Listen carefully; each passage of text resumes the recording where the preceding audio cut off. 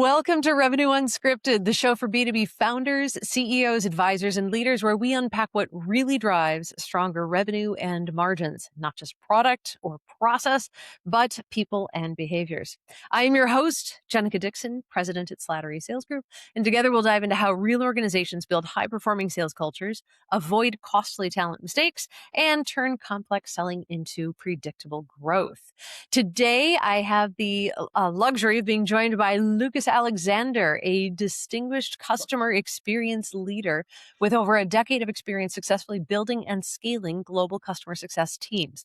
He possesses a stellar track record, consistently elevating net revenue retention year over year.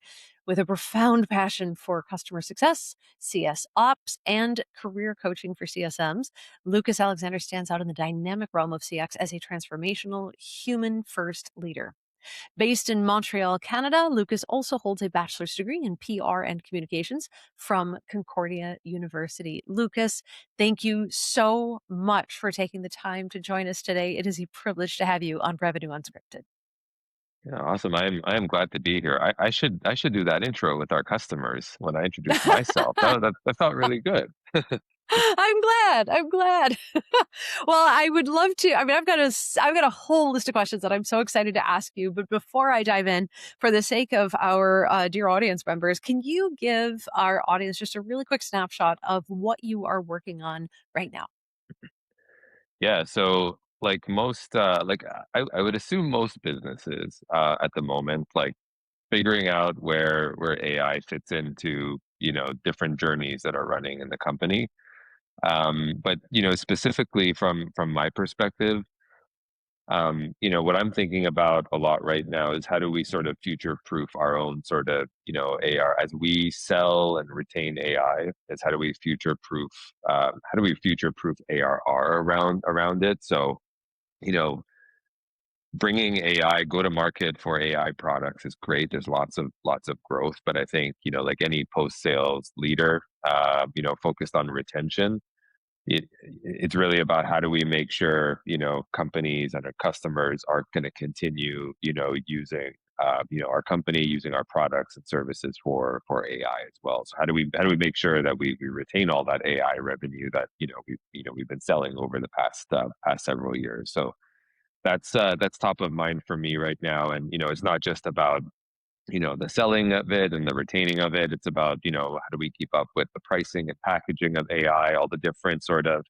credit models and platform models for, selling and retaining AI, and, how to contract it and all of that stuff. So that's what I'm working on right now. That's what's top of mind for me. And hopefully, if you're CS or post sales leader out there, like that's also top of mind for you as well, right? I love that. And it's so true because in our world, we work a lot on the revenue side with companies. We work on gaining new business. That's what the Slattery Sales Group exists to do. Um, but it's, I think, sometimes very easy to focus on getting the revenue. And it can be a little bit more nebulous to focus on retaining that revenue.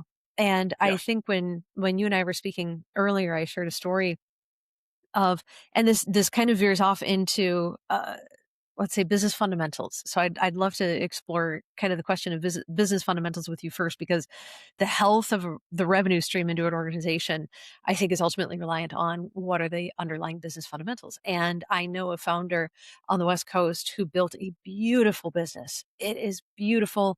It's got a solution that can outlive him by a long shot. Put together a wonderful team, strong operations, and they have consistently seen beautiful growth, beautiful returns year over year. And it's like a Navy SEAL team, just crack team of experts who can make this revenue happen year over year. And it's revenue that's counted in billions. And so they're very successful.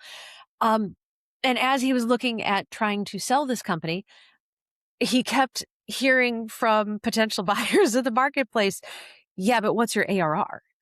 And he kept getting, kind of getting stuck in this model of what's your ARR, what's your MRR, what's your monthly recurring revenue, what's your annual recurring revenue. And he didn't have a subscription model set up.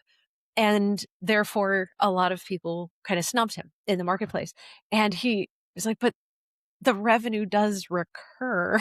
It's just not Yeah. a an online portal with a subscription in it. So I would love to hear your thoughts on that ARR model, and is there sometimes a little bit too much focus on what looks like steady revenue, but is that deceptive? Is it maybe not as steady revenue as we think? And what does that tell us maybe about the underlying business fundamentals? And I realize I just threw like three different questions at you. I'm sorry. No, I mean all stuff that's on the top of mind list. So I guess this is the first thing I love these questions generally because I think it helps sort of like post sales teams, stand out and take a more front stage position. But post sales is like where the revenue is actually coming from.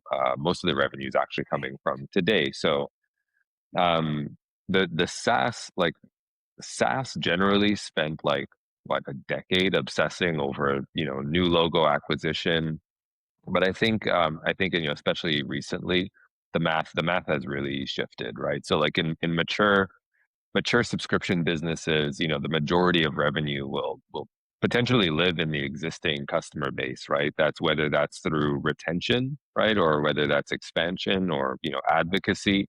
New logo growth, like it's expensive, but retaining and expanding a customer is not as expensive as it is to like get a new logo. So there's so many stats about this out there, but I think Bain and company like talk about it as like it's five to seven times cheaper to retain a customer versus acquire a new one. um we've done That's real money. yeah, that is real money. And like there's no, when I talk to CS leaders or sales leaders, like when we talk about growth, it's like the first thing that comes to mind is like, oh, expansion, expansion, expansion, like upselling customers and upgrading and new products and that type of thing. But really, it starts with gross retention rates. Like there's no growth before unless you retain your customers, and it is much cheaper. The math says it's much cheaper to retain customers than it is to acquire new ones. Um, and I think industry benchmarks generally show that companies with NRR above roughly 120% grow faster than those that are focused solely on new sales, right? The post sales motion, whether that's onboarding, adoption, QBRs, renewals, that's what directly drives that number. So that's sort of how I think about this, and what I do a lot of sort of consulting with post sales leaders on. And the one thing I always say is, hey, like map your revenue waterfall. So if you don't know, to your earlier point, if you don't know what percentage of your ARR comes from like new logos versus renewals and expansions in the last year, that's your first problem. But then like you should be building sort of a revenue retention dashboard that you could share with your C suite. And whether it's reviewing it monthly, or it's not just for the CS team to track, but it's for your investors to see, it's for your bankers to see, it's for your your company leaders, your board to know all about. So that's sort of my perspective on That's fantastic. And where do you typically see companies underinvest without realizing it in the things that would retain that revenue, whether or not they have a subscription model? That it. Yeah. ongoing retention of revenue, to your point, is so incredibly critical to the health of a company. Where do you see leaders unintentionally underinvest in the things that could secure that revenue for them?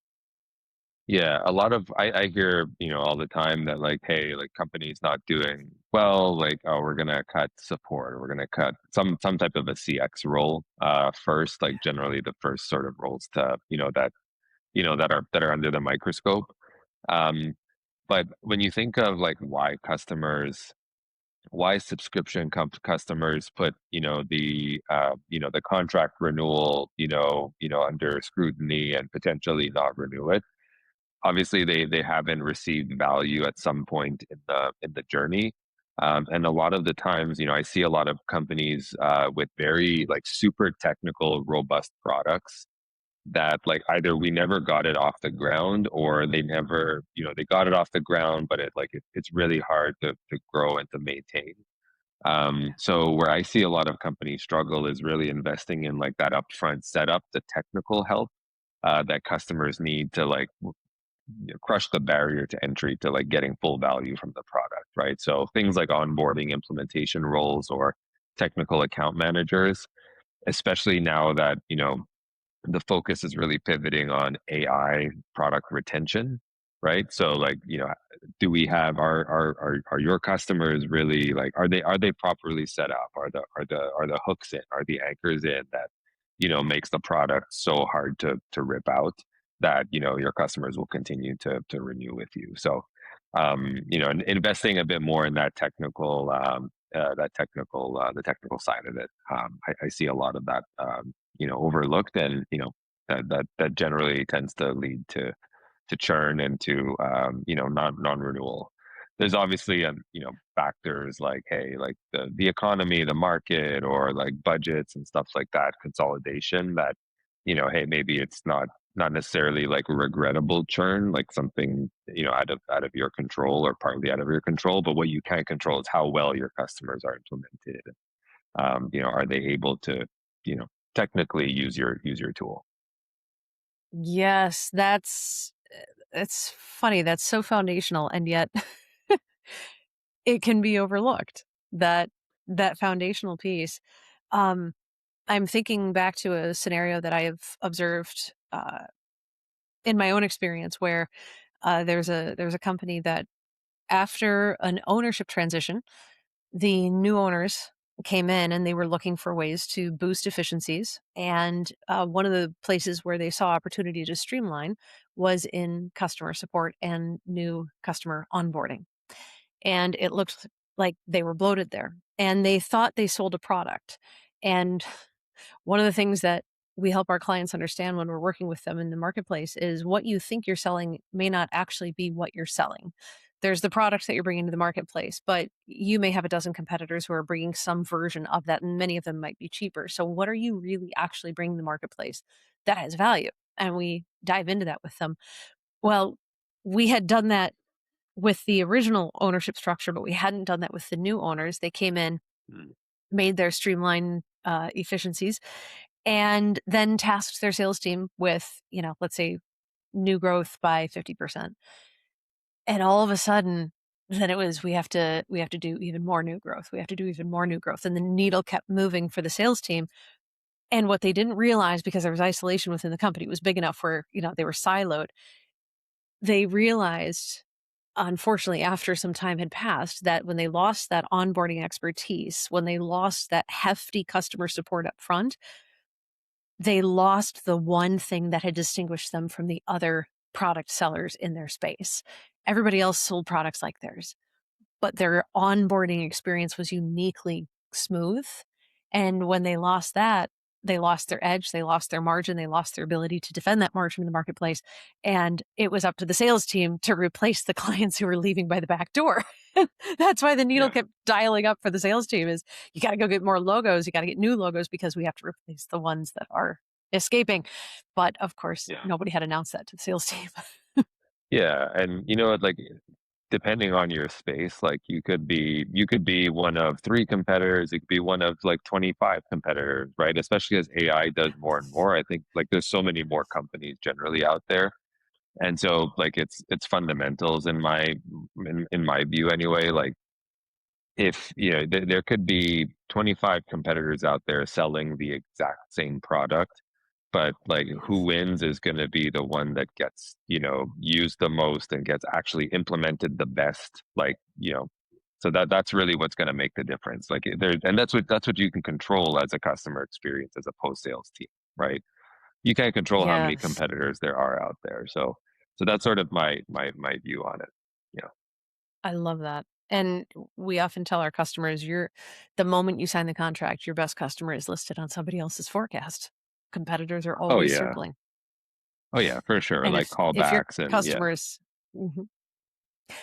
Yeah, if your customers aren't getting the value out of what you sold them, there's a really, really high risk to that. And I'm curious, does that do you think there's a risk in leaders becoming too comfortable with their ARR, let's say? Do they look at the numbers, and do you ever see where they look at the numbers and they almost take it for granted? I think there's actually a logical fallacy that, and I'm forgetting its name right now, but it's where you're looking at today and you're assuming that it will continue. Yeah. Do you ever see that happen when leaders are looking at ARR, and what effect does that have with that illusion? Yeah, I would say, um, the more ARR you get, the more you have to lose, right? So like as you grow your revenue, your bucket, like there's even more to lose all the time, and it doesn't just apply to business, by the way. Like it applies to sports, it can apply to like so many different things in life. Um, but yeah, so I would say, as you're growing your AR, no matter how many competitors there are out there, like there's always going to be someone else, who's going to want to take your business. But I also say like there's part of this is also like, we buy from people that we like. We buy from people that we can relate to as well. So there's like the business side of it, like the business relationship, the business partnership side of it. That's definitely so to answer your question, like there's no one thing, but I think there's a few different things that a business needs to get right. It's like there's obviously on the service side, on the implementation side, but there's also, do we have people on the front lines who are representing our business, like, and that make you want to like keep buying from me, right? Like I know if I buy with Lucas, like, I know what I'm going to get. Like I know that he is truly invested in my outcomes. I know the company is. So yeah, so that's sort of that's my perspective there. Oh, and that is a can you unpack that a little bit? How can a company invest more in the human role that is tasked with keeping that valuable revenue stream and protecting it from competitive onslaughts? What could that look like when it's done well? Yeah. So AI is like, um, I think AI, especially, so take a customer success manager role. Like say you have a company, you give a SaaS, you're a SaaS company, you have a product that you sell, and like, you get a named CSM and all of that. That person is, supposed to be focused on, they're building the relationship, but oftentimes what I see is like, oh, then they get pulled into all these technical conversations, and like, they get pulled into they become the technical person, the trouble, like, oh, let's get on a call with Lucas, like we'll troubleshoot all our problems. They don't become that business partner anymore. And I think it's like companies need to, like for the CSM role anyway, like need to be focused on training them on how to become like the business partner. That's how your customer needs to view you. So it's investing in AI that's going to allow them to like get off the all of the admin stuff that they have to do and have them focus on the relationship. But then it's also investing, like I mentioned earlier, in like the roles that you need that match the technical need for your product, right? So it's sort of like so Oh. if companies want to invest there, like that's sort of what and I see a lot more companies doing that now, and companies are going to continue to do that because um, we want to make sure that AI, especially as companies sell more and more AI products, we want to make sure that AI is properly invested, is being retained, and that customers are going to adopt it. So it's like investing in if your product demands, very technical, high technical guidance, then you probably need a technical account manager or some type of role. And then you also need like someone who's going to own the overall relationship, call it an account manager, a CSM, like, however you want to do it. So there's the Wow. people side of the investment there as well. Yeah. But then there's obviously a lot of like the product level investment from a um, is it easy for customers to like help themselves in Oh. in your tool. So there's all of that, and then lastly, like, your top customers, like, are we investing the time to meet them where you're at? Like, do we have your top 20 customers, do we invest in doing an on-site with them once a year, for example, like actually being in person with them? So there's a couple of Cool. different sort of like swim lanes of how do we invest in like our customers and grow that relationship side. Like those are some of the ways that I see like more and more post sales leaders leaning into. I love that. And as you're talking, I'm thinking back to some of the scenarios that I've encountered in the past, just helping sales teams as they're trying to get into a new account. They're trying to land new business and they know that their target prospect is perhaps being underserved. Maybe they're paying too much. They're not being well served enough by the incumbent product.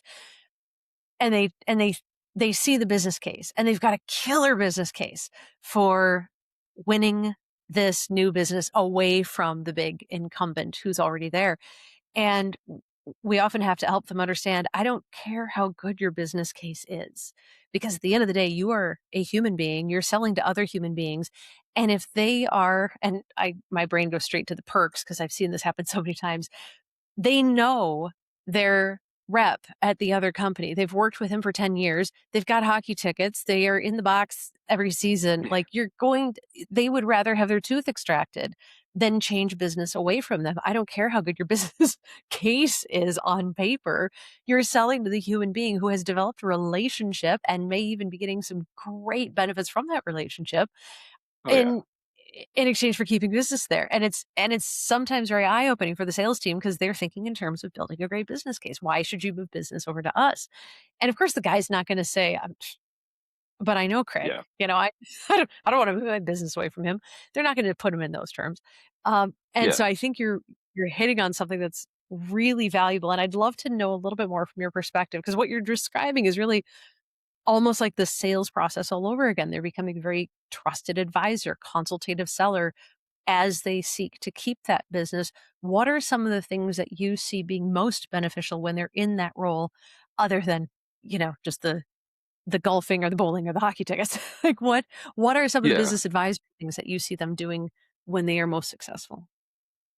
Yeah, so I think there's a lot of post-sales leaders who are, like there's a lot of quid pro quo in business generally, like, hey, like you Yeah. be a reference for us, and then we will give you tickets to our conference, or we'll give you services hours, or whatever. So there's a lot of that, but I will also say that like you can't let that be so short-term and like long-term vision with a customer. Like I think every post-sale leader, every CSM needs to be trained and thinking, or account manager. Like if you're in charge of the partnership with your customer, should we ding you with these extra two users now, or should we invest? Like that's another way to invest, like in your customers, right? Like in the long term, like you want to have as many like we did this and that for you, like when it because that's what makes up the whole partnership. That's what makes it's not just the product value. There's the partnership value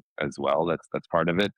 So the short term and long term vision, short sightedness is, I see that like short sightedness is correlated with like short term contracts, because that doesn't last, like that doesn't last very long, right? Like you want to build a strong, stable relationship. Like both sides need to invest, right, in the partnership. And if they're not willing to, then like maybe we're not meant to be good partners. We're not meant to be partners together. So um, Yeah. you know, but that's not just in business. Like lots of things in, in life are that way, right?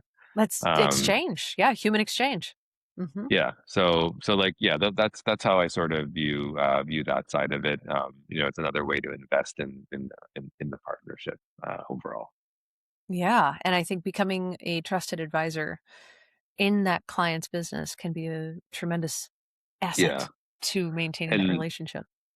right, and then on the second part of your question on the consultative side, um, CSMs or post sales teams, like when you look at the nature of the relationship from like marketing and sales when they're dealing with like future customers, the relationship is very transactional, right? So where, hey, like, can be should be consultative, but consultative transactional. And then, there's handoffs that happen, right? But when it gets to the post sales team, like those are not just transactional relationships, those are long-term relationships. And so, just because you've had a buyer once doesn't mean that person is gonna, or that company is gonna, like, you shouldn't take it for granted that they're just always gonna be your buyer. And so, like, there's always going to be some type of pain that the customer is going through. And so when you Right. think about upselling or customer growth, like anchoring it in the customer's pain, doing good discovery, like those are skills that post sales teams are need to have to drive that consultative. So it's not like, oh, we want to see your enterprise edition, for example. Like, CSMs need to walk that back and say, all right, well, let's talk about it. Let's understand what pain you're going through today, and then we can come back to you. So it's like diagnosing the pain, right? So it's kind of like Right. you go to the doctor, and imagine you went to the doctor and they just opened up all of the medication, like the big medication cabinet. Like, all right, like, which one, So Right. without diagnosing the pain properly, right? So I think CSMs and post sales teams need to have the skills to be consultative, the skills to properly diagnose the pain. And then the revenue and the dollars come from that, right? And like when customers are able to articulate the pain, they say it back to you. And there's clearly a problem there that we can solve for you, and then that makes those types of discovery conversations very much more productive and profitable. That does, and that seems like it would have a lot of lift for a company seeking to protect its revenue streams long term and increase them. You have worked in skills enhancement for CSMs and CSM leaders in client success. Uh, what are some of the skills that you see resonating the most in those roles with success? Yeah, so I would say, like, the most common, and persistent skills gap across both CS and sales organizations, um, they show up, at exactly the wrong moment. Like during the sales cycle, critical questions about the customer success aren't being asked, and vice versa, right? So when Oh, CS inherits the account, they're often like inheriting promises and assumptions, misalignments, like that type of thing. So yes. I think it's questions that do we have is your does the CSM equipped, and are they trained on like the right questions they need to be asking at the right moments of the customer journey? That's discovery, right? Um, Yes. I see a lot of post sales teams go right into like solutioning without doing the right like product solutioning, without doing the right discovery, because there could be something bigger. There could be a bigger revenue opportunity that you're leaving like tucked under the rug because you did not just ask the customer the right questions, right? And the other thing is, I train a lot on like y- you know speak mostly in questions as a CSM. Like you need to be asking questions and then letting the customer do the talking, right? Like let them talk about, the problems, the challenges, or, the priorities that they're being asked to focus on, that type of thing. Um, and then, things like relationship building. There's a big social side to post sales teams. Like I'll say this a million times. Like we don't have a transactional relationship. It's a long term relationship with the customer. So skills of and I'm not saying every CSM needs to know how to like wine and dine every customer, but there are social skills of like business skills like that they need to know. And then I would say, there's a lot of teams, so many post sales teams that don't do like basic sales methodology training. Where, I'm not endorsing any methodology over another, but like as a company, you should ground yourself in a common methodology that is used on both the sales and the post sales team, so that for the customer it's the same sort of, we're speaking the same language and we're using the same. So whether it's Sandler, whether it's Meta or whatever, like, so Mhm. those are the types of skills that I think companies need to invest in.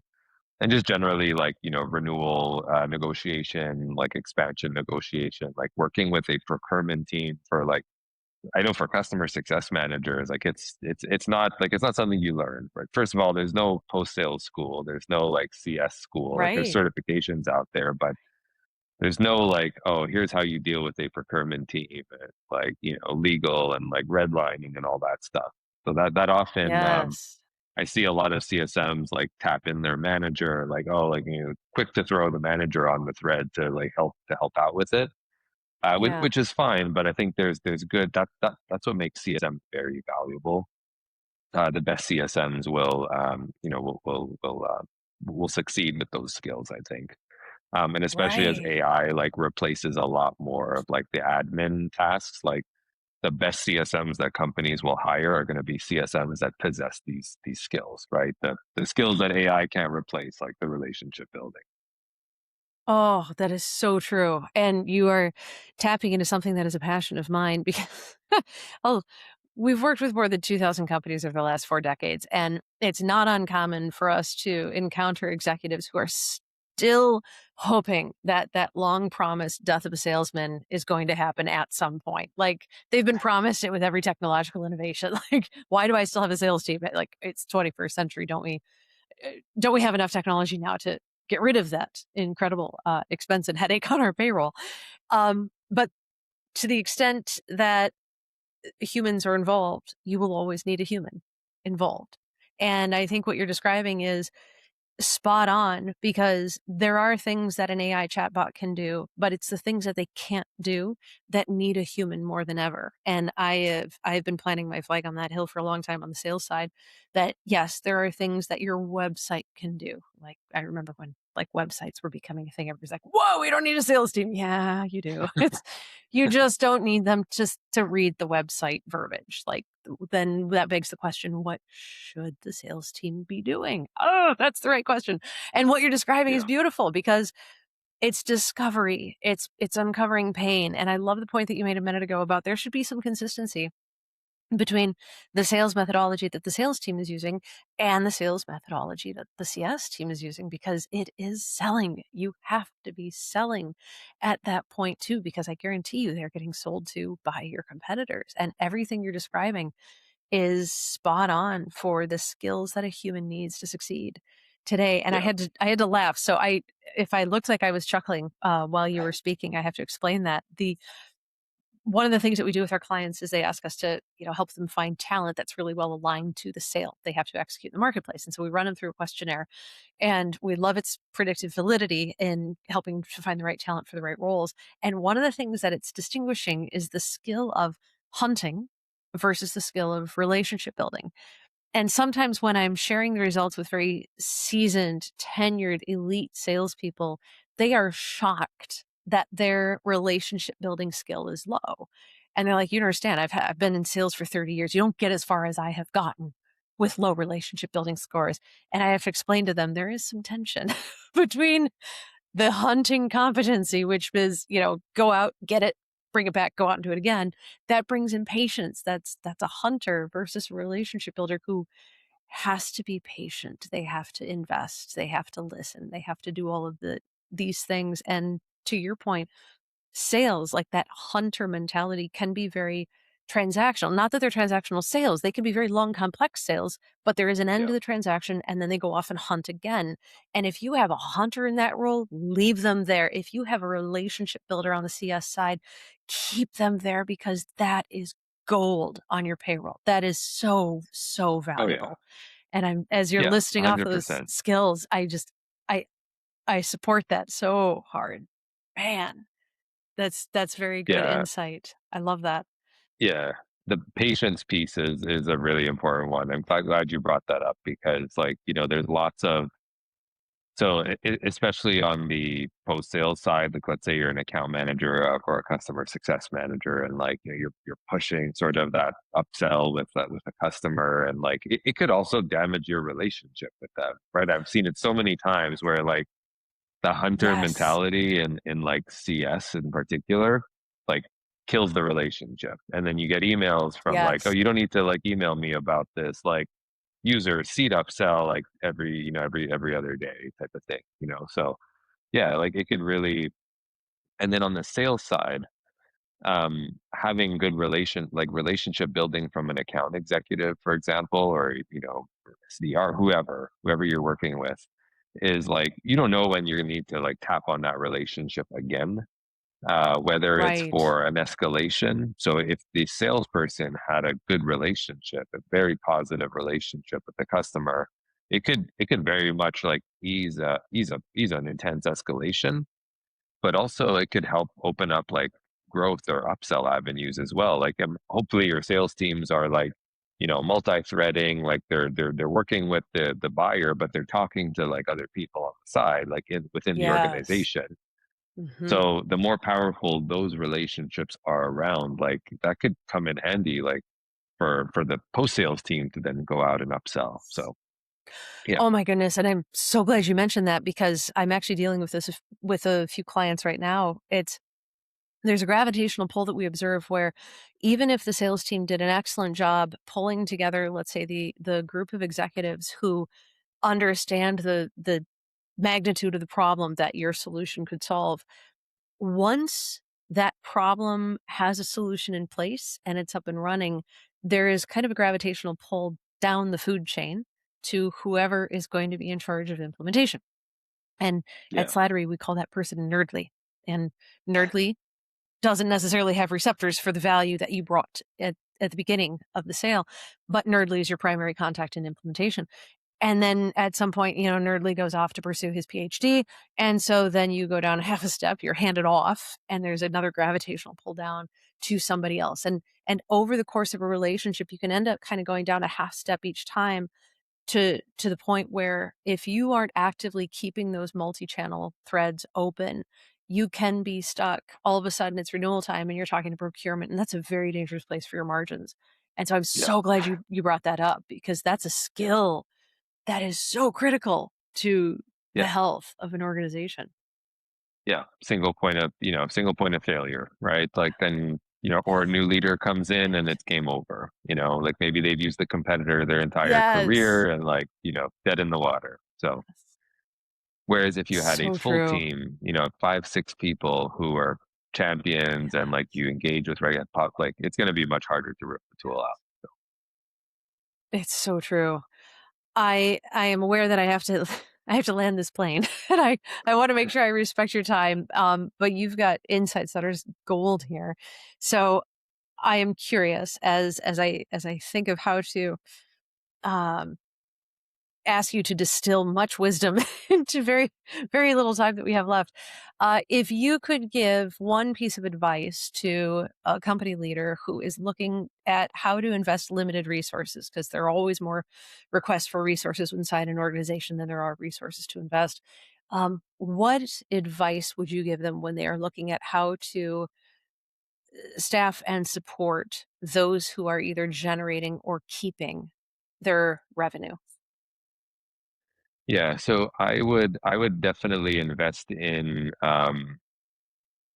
limited resources, essentially like your highest paying customers, right? Your best customers, like, do we have the right CSMs? Do we have the right like point of contacts? So limited resourcing, so making sure we have our best resources on our best, most profitable accounts. Um, so for a company who's heavy, like enterprise, like heavy, like big enterprise customers, a lot of what I see is like, oh, we have 1,000 customers, but 80% of our revenue is made up from 50, right? 50 of them, right? So I guess it depends on what your dynamic is there, but if that's the case, like then I would be investing in like, all right, the CSMs that are on those accounts, right? Do they have are we paying them enough, right? Are they going to stick around? Right. Last thing you want is for, tons of turnover, and that'll frustrate your customers. Oh, good Um, point. Wow, we didn't even tap on yeah, that yet. That's a very good point. Churn there is not good. Wow. Yeah. Yeah. Mhm. So if I had to invest like limited resource in my mind being, let's say I had $100,000, that's all I could spend on my team in 2026. That's probably one of the first questions I'd ask myself is, do I have my best talent on my top dollars, right? Or so that could really move the needle. If it's the opposite of that, right? Do we have, where you have maybe, a few enterprise, but a big long tail, let's say 80% of your customers is like a lot of smaller accounts. Do we have the right sort of digital motion in place? Like, do we have the right AI tools in place to help? Like, we're not going with $100,000, you're not going to hire 50 CSMs with that, right? So it's, do we have the right AI tools in place? Do we have the right digital motion? Do we have the right technology to help serve all of these customers? But still maintain like that personal, help those customers feel like the partnership is truly personal, right? So Right. that's probably with a small budget. Like I would be asking myself those questions is like, what are my ARR dynamics versus my segmentation, and like that's where I choose to sort of place my bets. So I guess open ended, but like that, I guess just how my mind goes right to that. I love it. I think that's very, very good answer. Wow. I love the idea of looking at that segmentation. And because I often, there's often conflicting advice. You should fire the bottom half of your customers, or you should fire the whales because they suck up all the resources. But what you're pointing to is a slightly more nuanced approach, and I think a brilliant way to consider investing limited resources, but focused very tightly on retaining the revenue that we've worked so hard to earn. Yeah. Right. And that's just built, it's grounded in the logic of like the majority of your revenue will come from the post sale. And if your sales fills up the bucket, like the post sales team will control how fast that bucket, like you empty out the water. Right. So like that's the whole, that's sort of like how, that's what it's grounded on in essentially. So yeah, maybe it's just I'm biased Yes. towards the post sales, being a post sales leader myself, but that's the, It's a good bias to have. It's a very good bias. And can you say that again? The majority of revenue comes when? yeah, and from the post sale, majority of your revenue comes from the post sale, right? So like, yeah, I truly do believe like the analogy of like sales fills up the bucket, CS controls how fast it empties, right? So that's, there's a lot Wow. of responsibility on in that, and like, especially it also depends on like where your company is at too from a growth perspective, right? Like, are we sort of trying to get as many customers as we can now, or are we now at a point where like we're going to seek additional funding? We want to sort of get to that Series C, and like we want to, we need to be retained. We need to slow the leak a bit, right? So sort of depends where you are on the maturity side. I love that. Is there risk from your unique perspective in this client success, this customer service role? Do you see there a particular risk in fast growth that perhaps might be a blind spot for revenue leaders who are super excited about fast growth? Oh yeah, 1,000%. I think there's a massive risk, and we are already seeing that, especially with AI, right? So think of like native AI companies and then like pre-native AI companies who just built and are building AI for the first time. So like companies who were born and they do AI and like they've only ever done AI, but companies who versus companies who have had platforms and seats and before call it 2020. Yeah. Um, there's a push to sell, like get as much AI sold as possible, but with AI, like there's so much out there. There are fewer multi-year deals. Like everyone wants to try everything, and no one wants to commit long term anymore. So I think there is a massive risk, and we are already seeing that of like, yeah, you could sell as much as you want, but if you're not retaining all these AI dollars, like, like it can go down pretty fast. So it's basically a roller coaster. So Yes. Yes. And if I can distill correctly, I hope, what you are saying, a focus on the post sale can help level out that roller coaster. Yeah, I think so, and I'm also seeing that, myself anyway, just like we serve, for example, like at Churn Zero, like it's a unique position where like we do CS for CS professionals, and like that's the product. So I speak a lot with like chief customer officers and chief revenue officers, and so, over the past 2 years, there's been a real shift under the chief revenue where post sales teams were moved under the CRO, right? Like gearing up Right. for growth, like there's new AI products out there, like sell, sell, sell. That's a sales team's bread and butter and CRO's bread and butter. But now it's like I'm seeing more and more the CCO roles start to reemerge a lot more because now we're saying, okay, now we got to retain all this. Like, who's going to retain all these dollars? Like, we need like experienced customer teams, teams that whose bread and butter is retention to handle this, right? So Right. yeah, Oh, I love that, and it kinda goes back to one of our, points that we were talking about earlier, that it is, I think, easier for revenue to go out the back door than a lot of leaders might want to admit. yeah, They yeah, worked very hard to grow that revenue. It can be a challenge to admit how that it's very easy for it to go out the back door. yeah. And that's Oh, what I said at the beginning of this podcast, right? Is like the more revenue, the more ARR you have, like the more you stand to lose. So like, how do we best protect the revenue, right? We've worked so hard to like we work hard to earn the revenue that we have in a company, right? So like, why would we not want to protect it, right?